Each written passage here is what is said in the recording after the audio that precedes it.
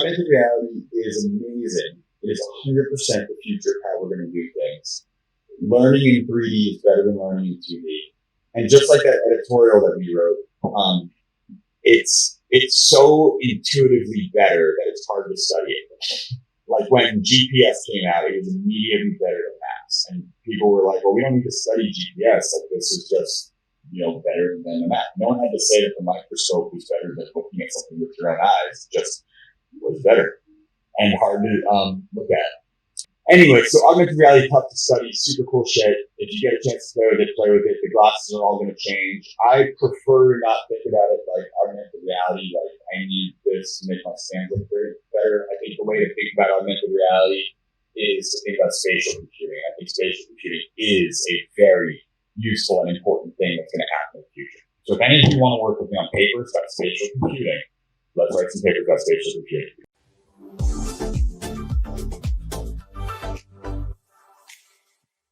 Is the new mindfulness and understanding connectomics, which I think is also a very important thing moving forward in understanding the brain and brain pathologies without a doubt.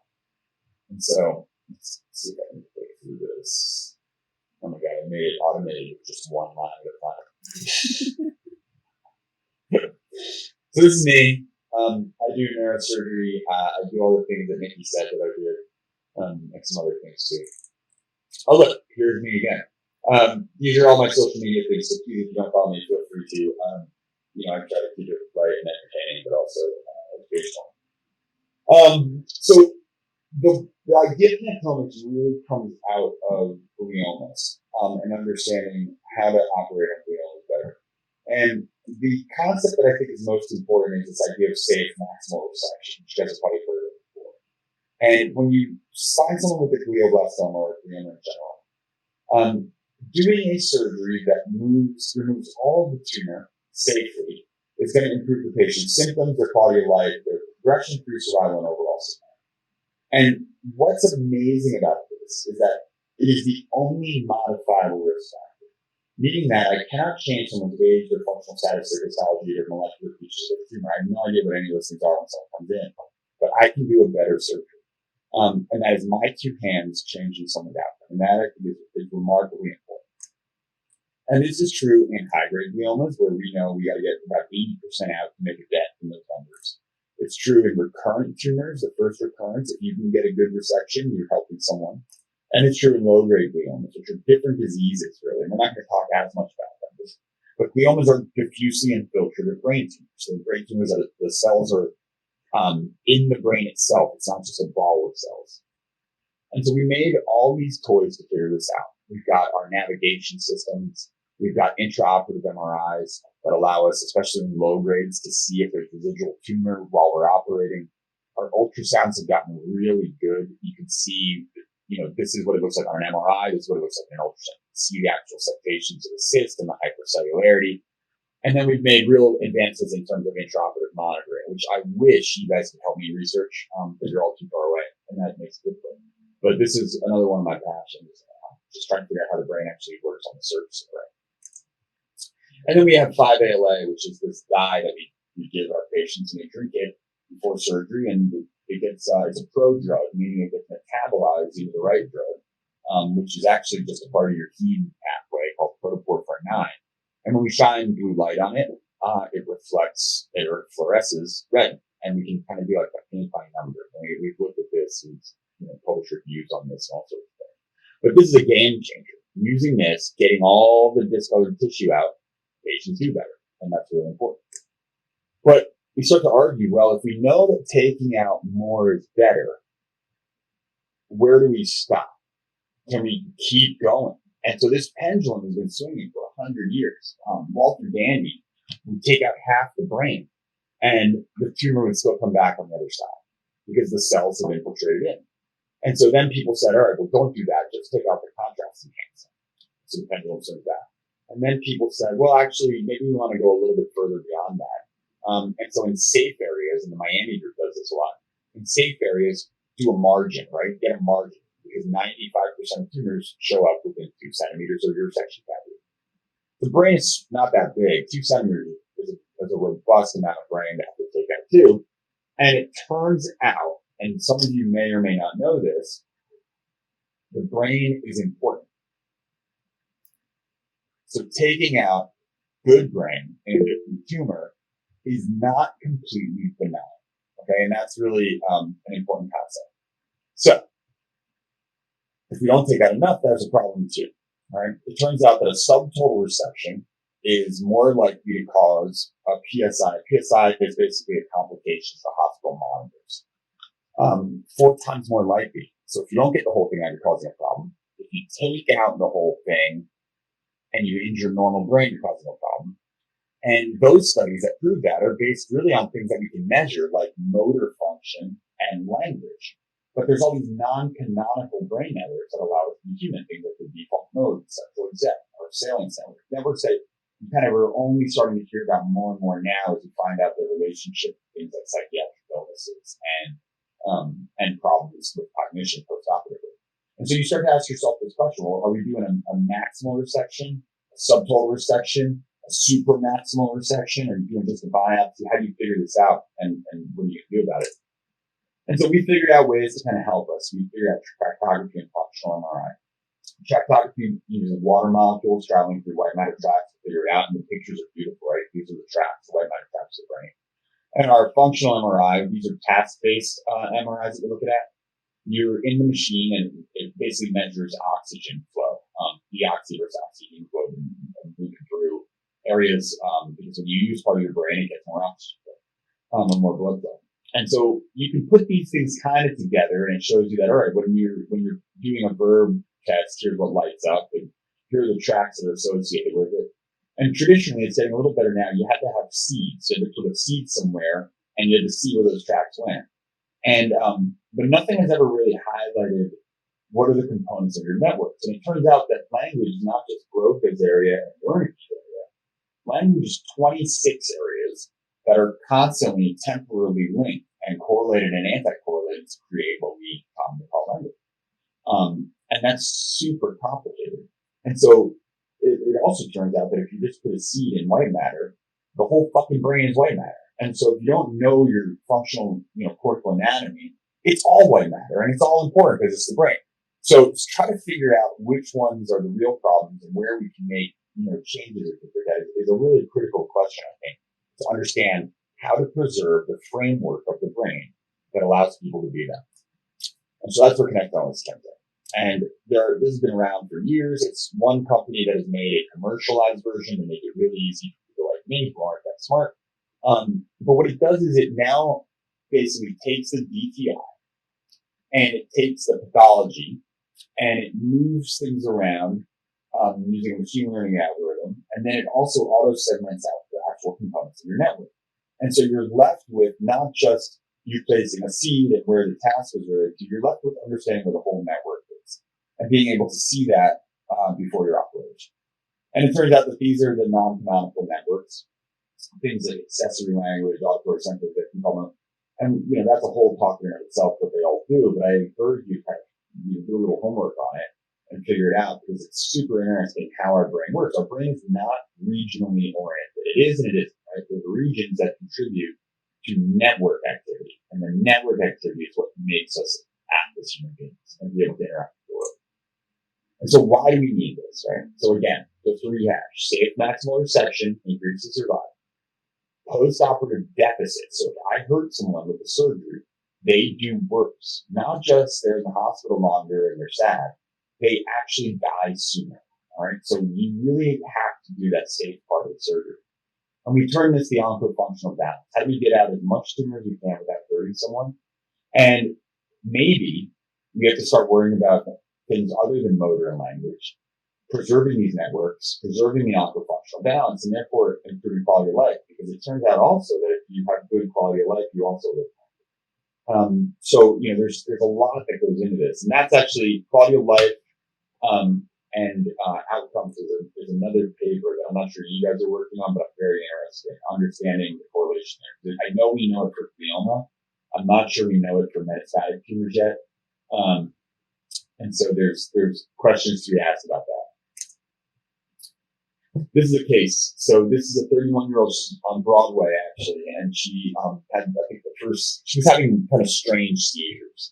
They weren't real, like, convulsive seizures, but it ended up being epilepsy. She started to have this. This is a non-enhancing lesion in the superior frontal lobe. It's a, basically a low-grade glioma until proven otherwise. And so we do our connectomics analysis. And what you see here is on this one, this is our central exact. Our central exact is, the stuff that makes us human, our outward facing mind, our ability to pay our bills and make phone calls to schedule things and things like that. You see it's on the front end, not that big of a deal. Central executive is bilaterally innervated. You can actually injure this and you probably cause a big deficit in it. The frontal ascendant tract, however, is super important. And that's because this tumor is in a region called the SMA. And the SMA is the thought to move before you actually move. And so an injury here causes people to be hemiplegic and sometimes aphasic for about 2 weeks to 3 months. And it really prolongs recovery. But it turns out if you preserve this tract, people either don't get an SMA syndrome or they get better faster. And so being able to see this preoperatively, you can now say, all right, well, it's on the inside of the tumor. We can get close. Maybe we'll slow down when we get there. We can see the language system because this is on the left. And you see that it's really not in play. This is, again, part of the SMA here. And then cortical spinal tract is in play. And that's our motor system, right? So this is going to get down to motor and then a non-canonical network that interferes with motor and language function. That is incredibly difficult to monitor. And so we do this surgery awake. And this is just talking about the SMA syndrome. We do this a lot. So it's, again, preservation of that tract is really important as well as that tract. And we figure out, what tools we're going to use. So we get our neuropsych testing, we get a baseline. We are going to do the surgery awake. We're going to monitor with our ocean stimulator, not shown here, but it's a bipolar stimulator that allows us to test language function. So while she's awake, stimulate the brain and stop language, and therefore find areas that are important for language. And then this is our own little invention. We don't use the red anymore. We use hypoderm now, but this is basically a dynamic subcortical and cortical stimulator that we generate. We just attach these electrified outputs to our suction device, and we can do our surgery and our tools are stimulating while we operate, so we know I can get close to really important areas. And then 5-ALA for this case is really not necessary, but we talked about it. So here's our post-op, and you can see tumors out, frontal ascendant tract preserved. You can see it here and here. And then our sensory motor system is also preserved. And she wakes up and she's perfect. It looks amazing. Now, in the surgery, we are monitoring, which you may say, well, why do you need a picture if you're going to monitor anyway? And the reason is that the SMA, it turns out, is a really inconsistent place to monitor. It's somatotopically organized, but it's not the same as monitoring your motor strips. Sometimes you get a response, sometimes you don't. And typically, the response is going to be language oriented for most people, which is really not really our worry here.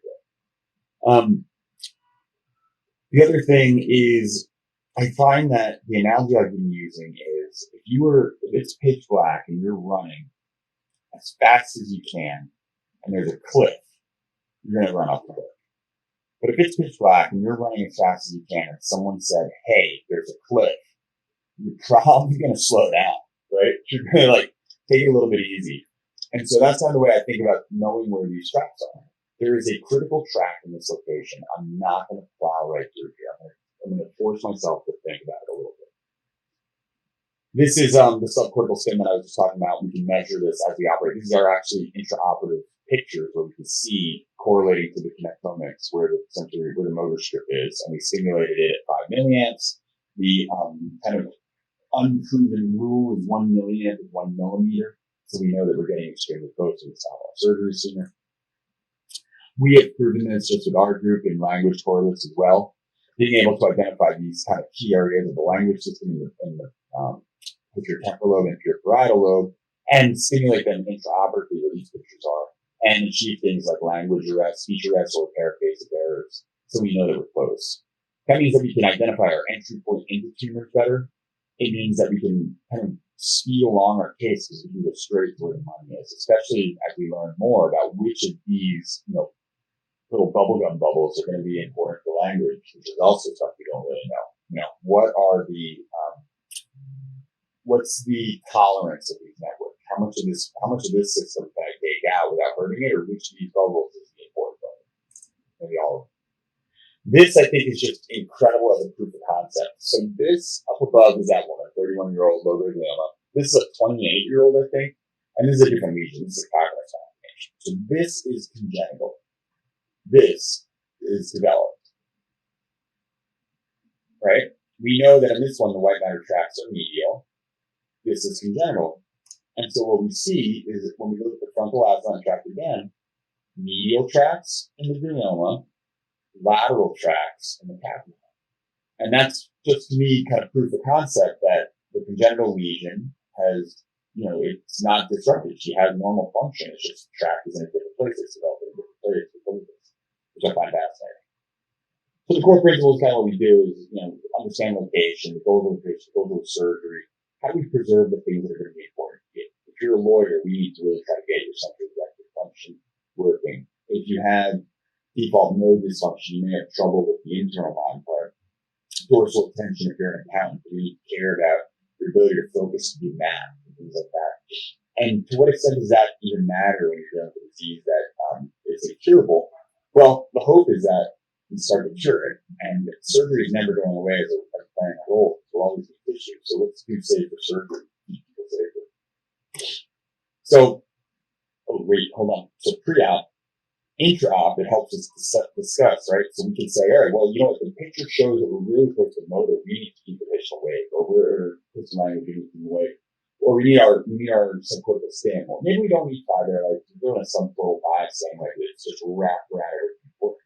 So intraoperatively, having that information beforehand really helps. And then post-operatively, can we recover patients based on knowledge and networks?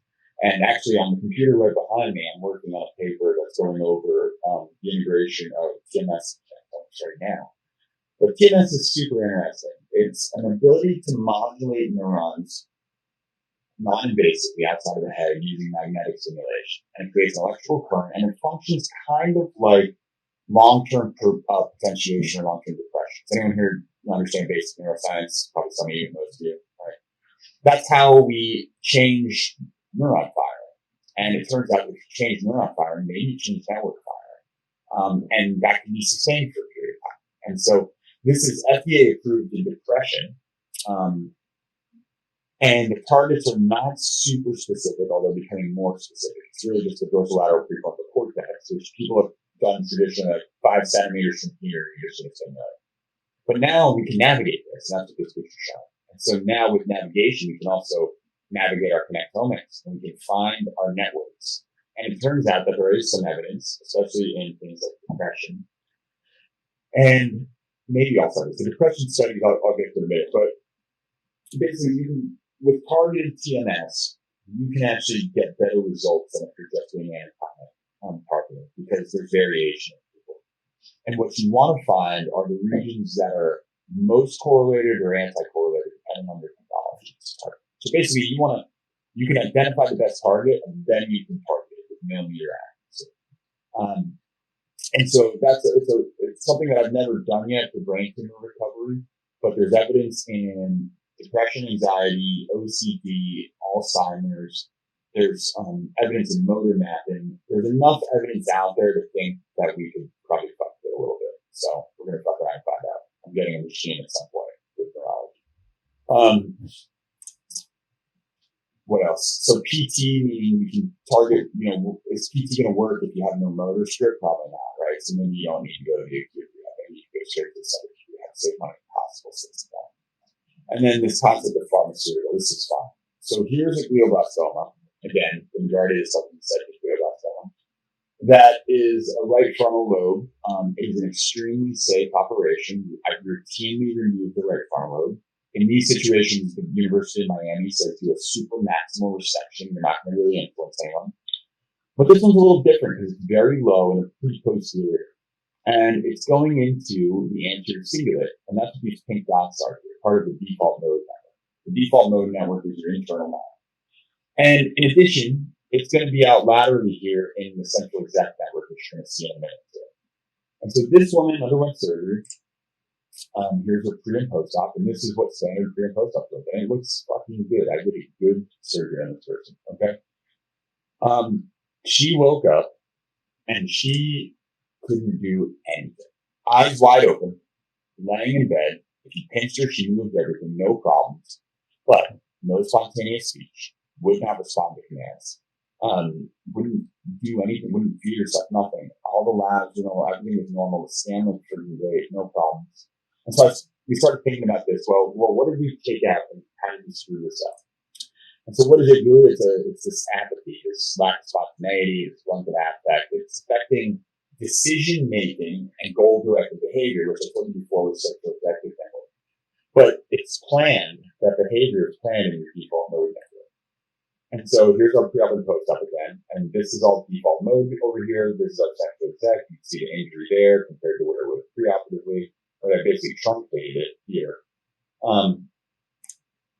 And these two things work together to create kind of your internal to external mind. So the default mode is active at rest. So the majority of you sitting there, somewhat listening to me, maybe thinking about TikTok, maybe thinking about what's for dinner, maybe like wondering how your hair looks in the video that y'all are doing also. That's the default mode. That's your theory of mind is planning. And then your central exec is your working memory, trying to remember what did he say about the default mode, your ability to problem solve, and your mic is off and you can't get it to work or something like that. And also just kind of like outwardly making things happen. Well, these things are communicating. They're anti-correlated with each other. So when the CEN is fully active, your DMN is off because you're external. When your DMN is on, your CEN is off because you're internal. You're focusing inside. And any imbalance between these things can result in abulia. And so if you don't have suppression of the DMN, you can't switch from the internal to the external. If your connectivity is too low or too high, you can get stuck in the DMN, which is internal. And so we kind of try to figure out ways to modulate the activity and to balance things. And it turns out that this is done by dope primarily for this method. So dopamine increases the activation of the central exec. It suppresses the DMN and it improves connectivity. Well, dopamine here is made in the ventral tegmental area, the brainstem, and it's used, all these dopamine receptors, and it's transmitted to the cortex in this pathway. All right, and this pathway looks pretty familiar, I think, right? It looks exactly like the area of the brain that I removed on this poor woman. And so, could we have contributed to this by sapping the nigrostriatal pathway, these cortical pathways, things like that? Well, that's gone. You can't put it back. I tell patients this all the time. It's easier to take more out than it is to put things back. That's not happening. So can we put back the dope in some way? And so it turns out that Cinemet is the best drug at providing extracellular dopamine. And so it provides levodopa, it's converted to dopamine in the brain, fully extracellularly, has nothing to do with pathways or transporters, things like that. And we use other drugs in these settings. We use things like amphetamines and methylphenidate or Ritalin. We use non-stimulant medications, like atomoxetine, antidepressants, but none of these are specific. So methylphenidate is a reuptake inhibitor, which means that if you don't have any dopamine, you're not reuptake inhibiting it, right? It's not there. These are kind of dirty, a little mild effect, more norepi. Modafinil is really a glutamate drug, but it has some effects on norepi and dopamine. And so we gave Cinemet, though, based on our understanding of Connectomics, and she woke up. Not perfect, don't get me wrong, this is a lot more complicated than this. But she spoke, and she was able to go home and interact with her family and continue her recovery. And so it brings up this new idea now that's kind of circulating in my brain about connectocycle pharmacology. Can we use the connectome to identify transmitters or cocktails that are going to facilitate recovery in addition to all of those things that we're doing? And this is a graph. This is an insane graph and made by Nicholas Daddario. So I've got a Nick Panico, a Nikki Barrington, and a Nikki Daddario. And Nikki is a crazy person. But this is every basically voxel, every cortical voxel of the connectome and neurotransmitters and upregulation or downregulation of these sites. And then what drugs do those things. And so, give me 1 second. Um, and so pretty wild concept, very complicated. In the setting, in the times that we're in now, where we have AI modulation, I think it's a lot more reasonable to be able to study this, which is exciting. But we're not there yet, right? We have to still work this out, figure out more case stories, more examples. What I just told you is anecdotal, right? And I've had some failures with it too, but I admittedly don't exactly know how to do it. And so we're studying this. So I've got the Connectomic project, is a big multi-institutional study that I'm a part of. I didn't start it, I'm a part of it, but we're up and ready to go. I'm looking at this with chemotherapy because it turns out we read a review on how there's something called chemo brain, and it's been studied heavily in breast cancer patients, but chemotherapy fucks with functional connectivity in the brain. And so it messes with network function, and network connectivity is how the brain works. Here's a case where we put in something called gamma tile, which are radiation tiles. This is the optic pathways in a patient. You read here. Here it is after surgery for a big tumor. You see that they're still there. And we put in gamma tile, and a few months later, the pathways are completely eroded by radiation neurosis, which is what this is. And so radiation affects white matter pathways as well. And there's been essentially no studies on this. But that said, the concept of hippocampal sparing whole brain radiation is connectomics guided radiation. The hippocampus is part of the default mode. And so the concept has been there. It just hasn't been studied with the pictures that we need to study with and understand the effects and which networks have tolerances and which ones don't.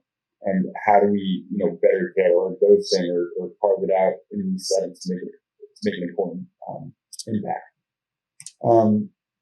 Functional MRI can be used in every single aspect of neuro, right? Mental health, movement disorders, epilepsy, neurodegenerative, TBI is a big one, stroke is a big one, vascular change, neuro-rehab, everything. And so there are tons of studies to do on this. And my goal for January 2025, which is too soon, and probably maybe I should say March, is I want to start a Northwell Center for Connectomics, where we start to look at all of these different facets, and we start to better understand what's been published, which things have been published on this using fMRI, PAS-based, and DTI data. And we start to understand how we're really, all the different facets of all of these different categories of neurological disease and function. This is the newest, coolest thing, which is functional connectivity. So this is a resting state fMRI. It's a seed-based analysis. There's a seed in the central executive network. And what it's showing, the more red is the more correlated. So -1 to 1 is the way it goes. So this area is correlated to this area, correlated to this area. The more blue is anti-correlated. And this is the central executive network and its correlations to default mode network. And so you can see the anti-correlation. And here's the other one, the seeds in the default mode, anti-correlated central executive.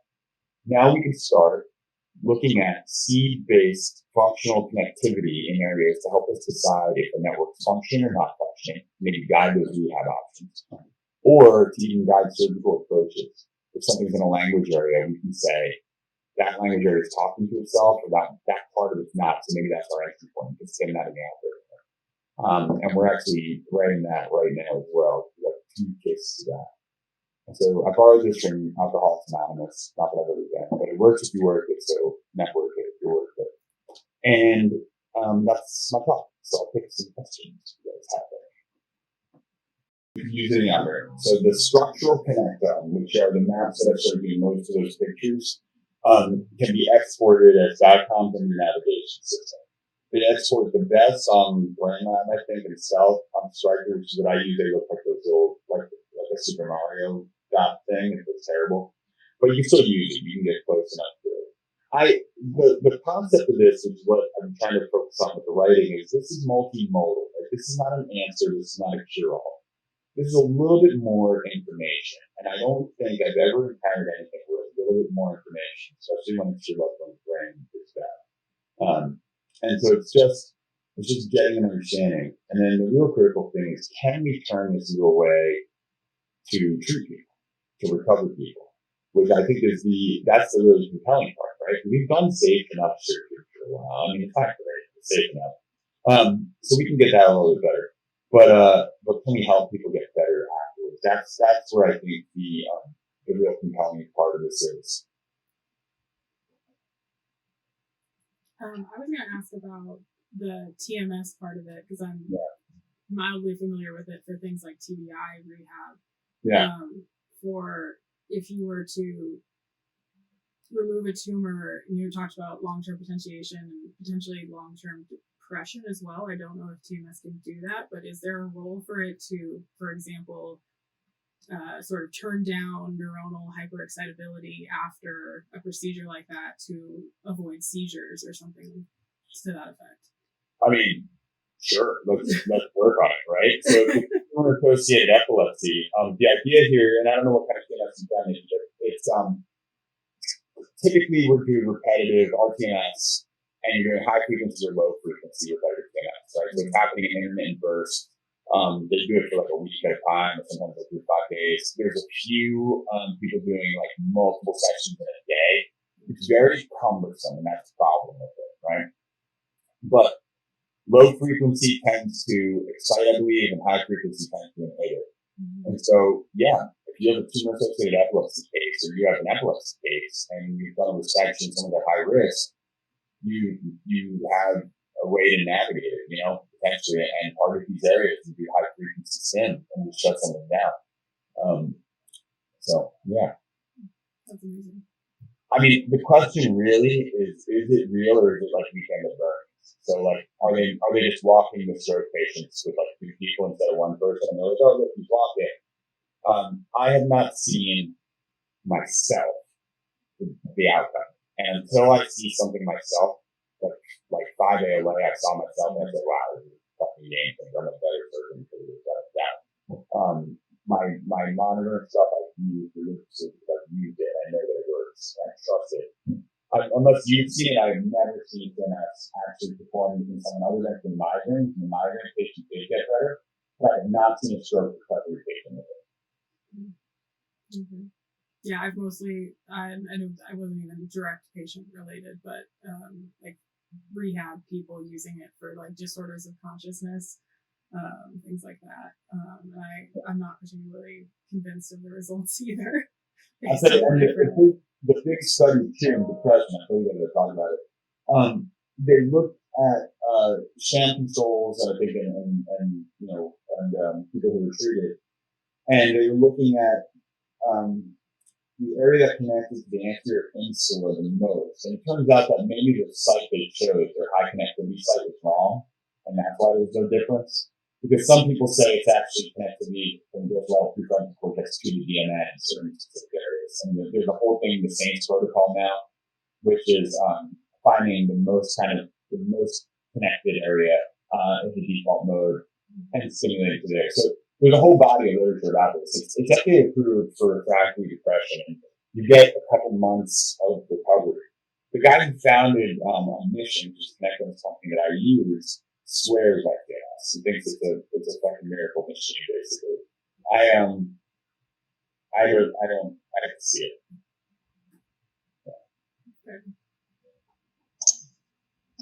I had one. Is the connective psychopharmacology purely theoretical at this point, or have you seen it used? Yes and no, right? So I've only seen it anecdotally. I don't have enough data for it. But it was really funny. So I gave a similar talk, maybe a shorter version of this, and Mike Lawton was like, Randy, I don't know why this would work. The synapses are electrical. And I was like, they're chemical, man. Like, the electricity is generated by chemicals. And it works in Parkinson's disease, right? That is it's a mix. That's not just a motor illness. That's a neuropsychiatric illness. And giving dopamine works. And so, I think that I don't know enough about how to design the studies yet on how we're going to make it work or make it a thing. And if I were to show you that actual chart, that chart's insane. It's insane. And it's, maybe the dysfunctional area needs multiple transmitters upregulated, right? I kind of chose the easy one for the first one, but maybe it's a lot more complicated than that. And so it's a question of understanding, where the problems are going to be and how we're going to target it. So my first study for this is going to be probably default mode, salient, central exact, and identifying which drug is the best for those. And we'll probably do it honestly in like subarachnoid patients or something. Someone where you have a more consistent and high volume frontal injury that can be characterized. But they're tough too because you can't get MRIs on those patients for 14 days. It's impossible. Yeah, that's fascinating. Thank you. Yeah.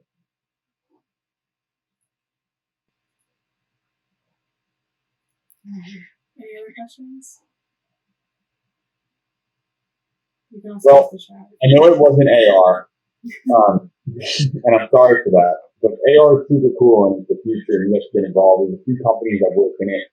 I think spatial computing is the way to think about it. And like I said, if you want to help me, you want to come up with some ideas for writing papers for spatial computing, then I'm down on that. We just submitted our first one, which is like a 3-case space series, just describing how we get the exoscope output in the visor, which is kind of cool. So instead of the big screen in front of us, the exoscope output, the screen is virtual and floating in our face, and so we can put it wherever we want.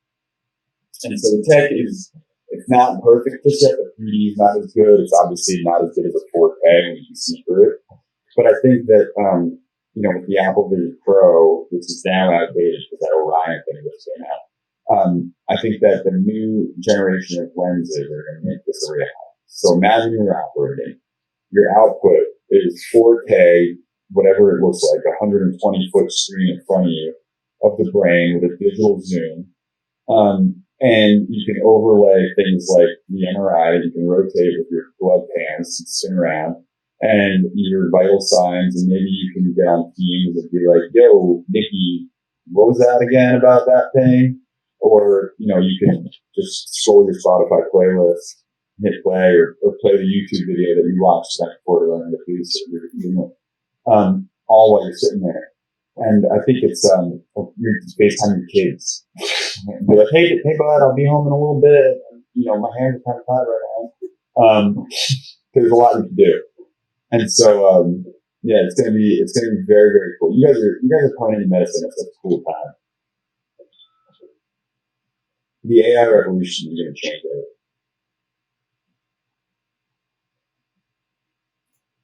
Awesome. Last chance. Any other questions? It's not your last chance. Unless I get hit by a car on my way home, then it's your last chance. Yeah. Okay. If people think of questions afterwards, you can always email Dr. Domingo or convey them to me, and I will ask them during our next meeting or whatever you prefer. But thank you all so much for coming, and thank you, Dr. Domingo, for the great talk. It's very cool to see what's actually on the cutting edge, because so much of what we learned in med school is frankly outdated by the time it gets to us. So it's really cool to see what you're doing. Yeah, the med school is the best. The physiology part, it's timeless. So you learn all that, you learn the path, and then you get to figure out, well, if this is the deal, how do we fix it? And then you get to see the cool texture. So, yeah, for sure. Anyway, you guys are awesome. Have a great evening, and thanks again for having me. Okay, thank you so much. Have a good evening, everybody. Bye.